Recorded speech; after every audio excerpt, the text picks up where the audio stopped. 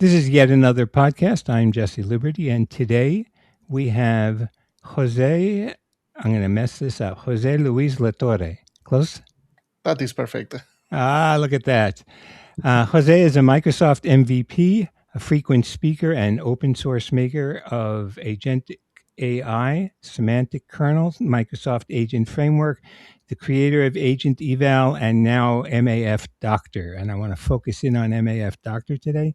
He's also the author of 5 LinkedIn learning courses on agentic AI. Welcome, Jose. Thank you.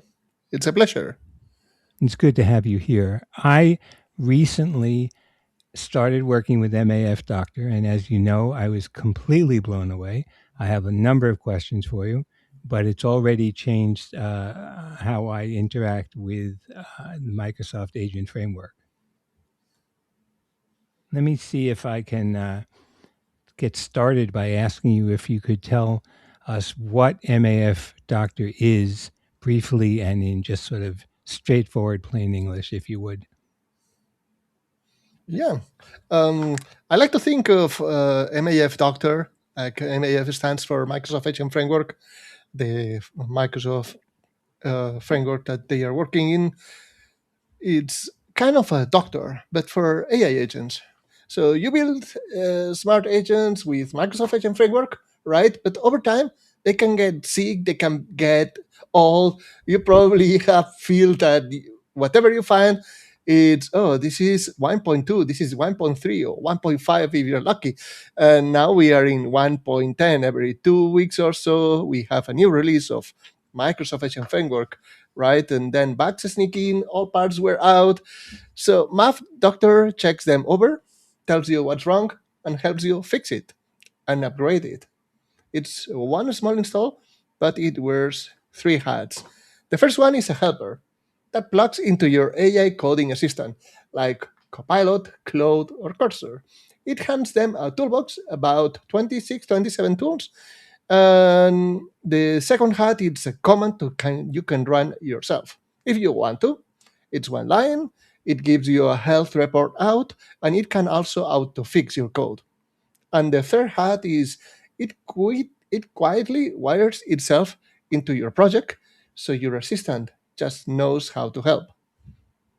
Well, let's also say that in order to do all of that, as a user, all I need to do is say MAF Doctor init, and then Yes. everything magically happens. Yep. You need to install it first. It's a .NET tool, but yeah, it's basically you init that.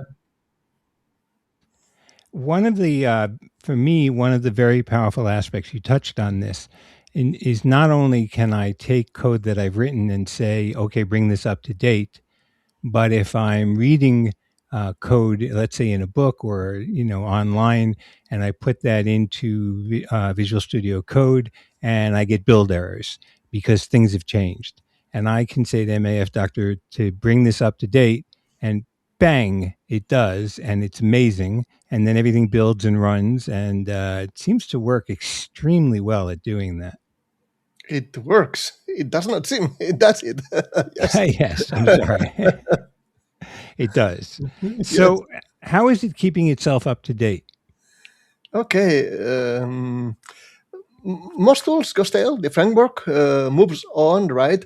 But usually the tools get left behind, right? So I didn't want this to happen because one problem I had when I was developing Agent Eval is an agent evaluation toolkit that has grown and does a lot of things now. It's not the topic of today, but I had this pain, right? That every 1 week or 2 weeks, I had to upgrade it and dedicate quite a substantial amount of time to solve some issues. So what I did is some pipelines that every Thursday morning, Little Robot wakes up and checks for a new version of the Microsoft Agent Framework MAF. And that same morning is when usually the team likes to ship, right? So it's right on time.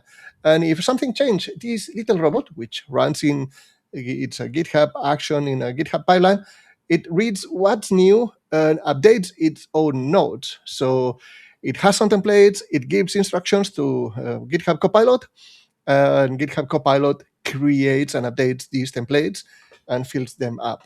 It tidies them away on its own, and yeah, and then ships a PR, so I can after that approve it and say, "Yep, there we go." And the only thing left to do is ship one new release. And when you ship that new release, is that automatically integrated into my code, into my version, or do I need to keep updating every 2 weeks? You will need to upgrade it. So far, I cannot do a remote install on your computer. That would not be very safe. Yes, absolutely. Will I be informed that it's time to update, or do I just do it every Friday? That's a very good question. This is something I am not doing. Maybe I should post it in LinkedIn or someplace. So if you have any feedback, I'm very open. Okay, I'll keep an eye on that and see how far I fall out of date. Fall out Yeah, of date. I got some very good feedbacks. One is I was talking to uh, Daniel Costea. He's the author of one of the books I mentioned to you the other day about Microsoft Agent Framework. He's working in a Manning book, which I will start reviewing on the next chapter. So I have a bias here. So I was showing that to him, and he tried it out. And initially, it was providing some feedback, and now the feedback has improved. So that was version 1.27. Now it's 130, and now the feedback is a lot better. And this is feedback that MAF Doctor is giving to him as the author of the code. Yep. And to you and to everybody that uses it. Yes.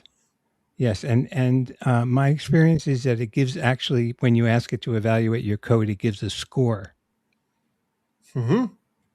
Yes, exactly. and then from there it tells you what work you need to do or it needs to do to bring it into whatever kind of level of compliance and excellence. Yeah, this score is a health grade, if that's what you're asking, right? It's kind of report card for your code. It's like a doctor, right? It tells you your A, which is great, F, that means see me after class, or you can get A, B, C, or F, right? Uh, so you can run it with a command, and it hands you that letter. You don't need any AI for that, right? It simply counts a few things, so it's purely deterministic and gives you some small warnings and shows the top fixes to tackle first. Is kind of what has more criticality. That's basically it. And it can give that to you, or it can give that to your AI agent. So let's get into the weeds just a little bit. How does it actually check my code? It doesn't guess, right? There is no AI judging your code in a hunch. Basically, it does it by the book, right? It uses three checks. One, it reads the shape of your code, like reading an X-ray, right? And two, it keeps a little black book of the known broken parts, which are usually in Microsoft Framework. Some I gave that to him, right? And others, it kind of figures them out. And three, it actually builds your project and listens to what the compiler complains. So the first part is basically Roslyn, right? And the last part is basically I built it and see what are the problems and exceptions and warnings that I get, right? That's the hard truth, no opinions. And then it gets all the information, adds everything into a simple letter grade, and classifies the findings. Nothing more. Nothing. It's at the end Nothing pretty. more, he says, for something that is tremendous, but okay. So, Jose, we've already got a number of upgrade tools. Why this one? What does this bring to the party? You mean MAF Doctor, right? Yes. Okay. If you work with Agent Framework, it can help, right? So it knows how to identify the issues according to where your version is. So if you are working with a previous version, it knows it, and also has some information about the changes from one version to the other. So it can bring you from 1.0 to 1.2, 1.2, 1.3, and then I think I lost a bit that part, and then it goes to 1.10, and it can bring you to the latest and greatest. At the moment, we are in 1.10.0, so it can do a migration plan and execute it without any problem. And also, it has quite a few tools and skills on it that are quite good. One which is especially like it's let me see that here. It's a skill that uses a tool.